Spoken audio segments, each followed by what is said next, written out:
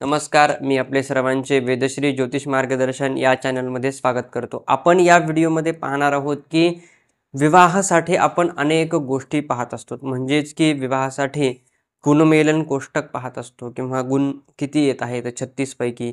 त्यासोबतच आपण कोणती दिशा आपल्याला शुभदायी राहील किंवा कोणत्या दिशेला आपला विवाह लवकरात लवकर जुळून येईल हे सुद्धा पाहत असतो। आणि त्यासोबतच आपण पाहत असतो की किती दूरीवरती आपला विवाह होईल आणि आपला जो लाईफ पार्टनर आहे त्याबद्दल सुद्धा आपल्याला जाणून घेण्याची इच्छा असते किंवा जाणून घेण्याची तत्परता असते।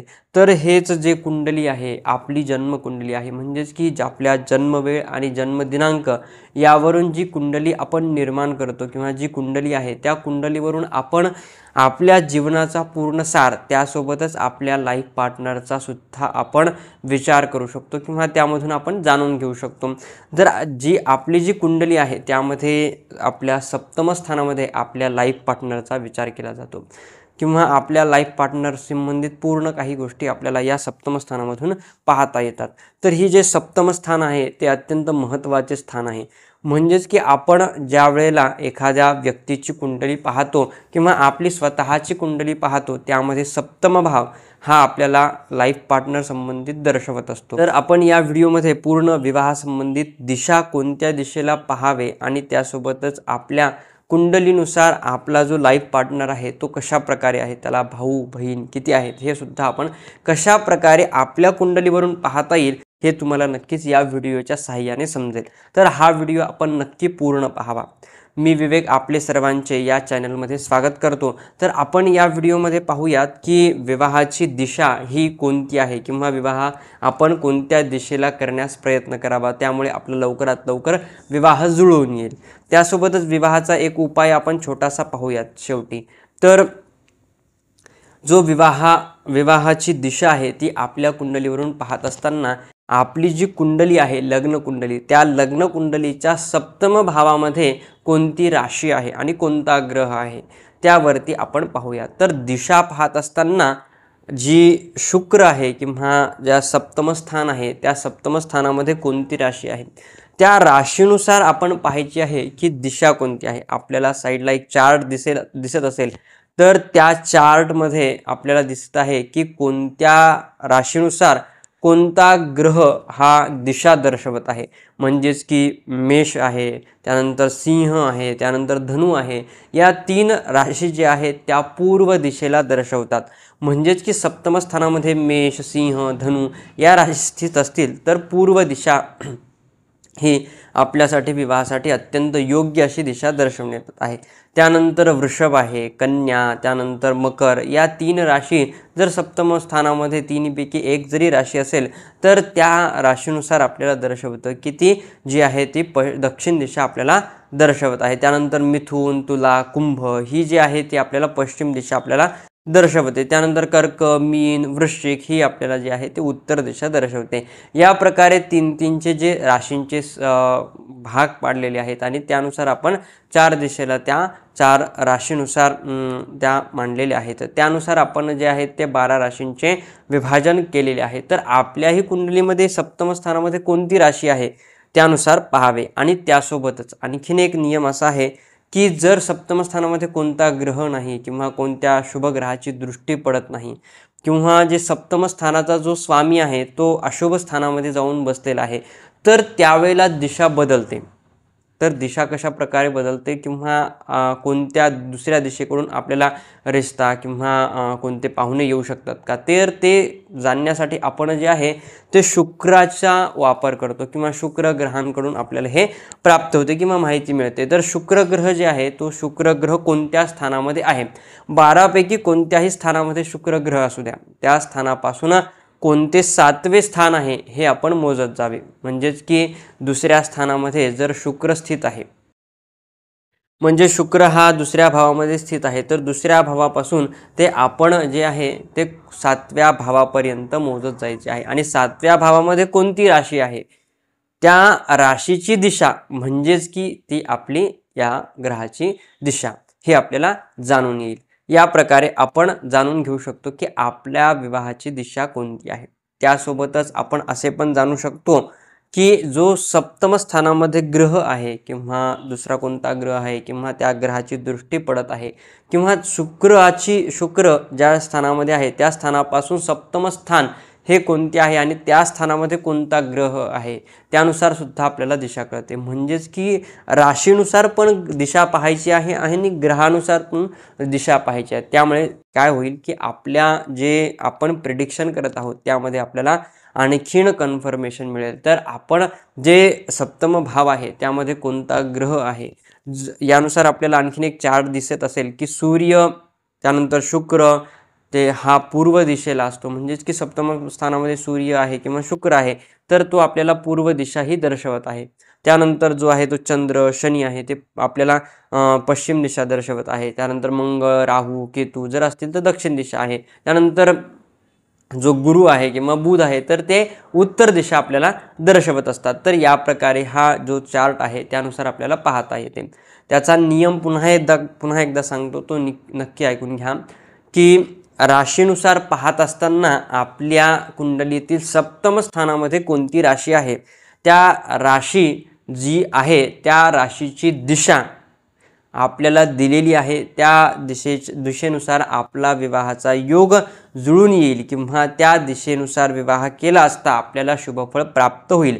त्यानंतर दुसरा नियम किंवा दुसरी पाहण्याची पद्धत अशी की शुक्र ज्या स्थानामध्ये आहे त्या स्थानापासून 7वे स्थान कोणते आहे आणि त्या 7व्या स्थानामध्ये जी राशी आहे त्या राशी आहे त्या राशीनुसार आपण पाहावे किंवा त्या राशीचा स्वामीनुसार आपण ती दिशा पाहावी।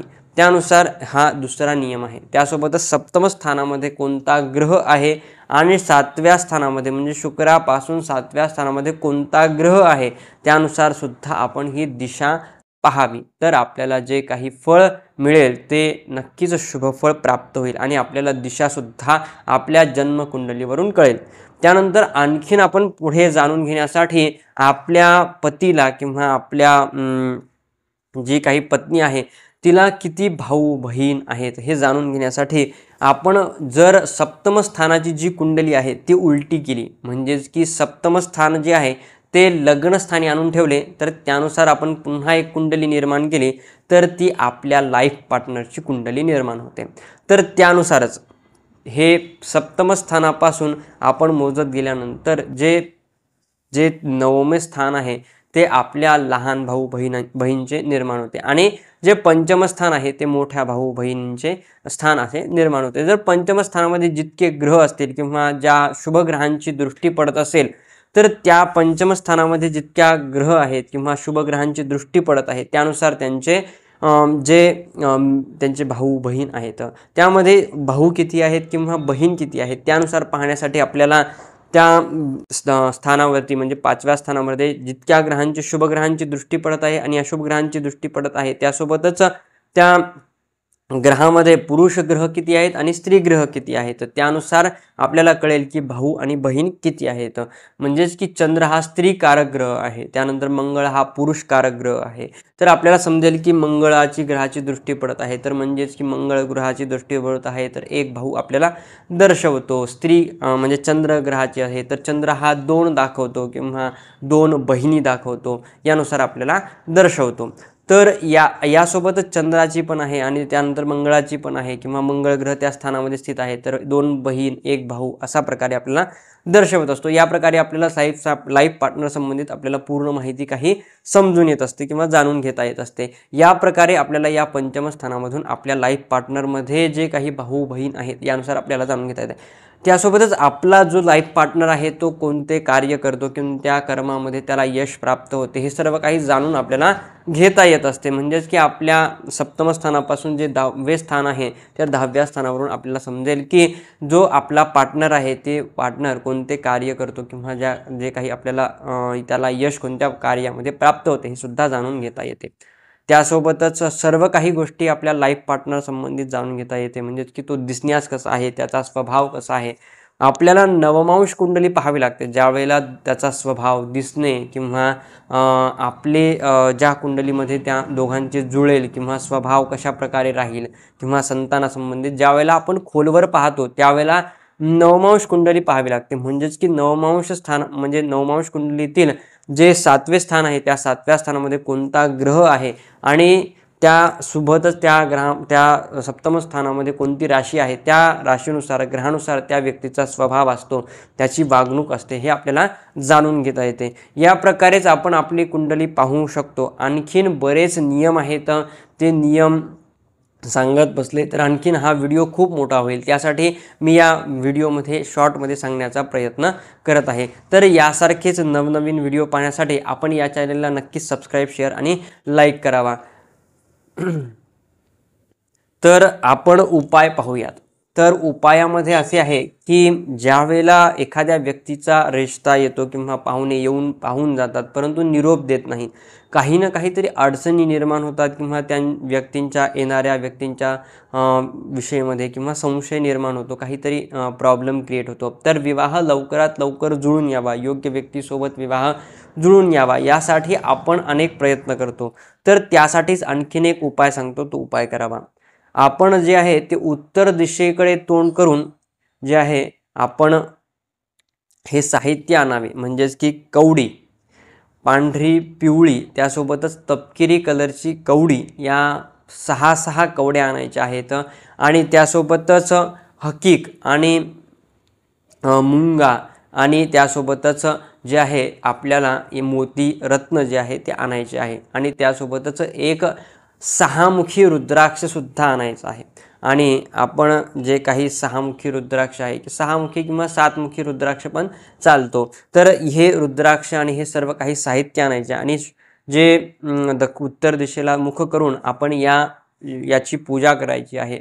शुक्रवारी जर याची पूजा केली तर उत्तमच, त्याची पूजा करायची आहे आणि ते लाल कपड्यामध्ये आपल्या घरामध्ये बांधून ठेवायचे आहे किंवा आपल्याजवळ सुद्धा जरी बाळक ठेवून जर आपण विवाह संबंधित कार्य केले तर नक्कीच आपल्याला लवकरात लवकर शुभफळ प्राप्त होईल आणि कोणत्याही प्रकारची बाधा त्यामध्ये निर्माण होणार नाही। जरीही तुमचा विवाह ठरला असेल तर त्यामध्ये अनेक अडचणी येत आहेत, तरी हा उपाय केला तरी त्यामध्ये जी बाधा येत आहे तर ती बाधा निर्माण होणार नाही आणि आपल्याला नक्कीच शुभफळ प्राप्त होईल। धन्यवाद।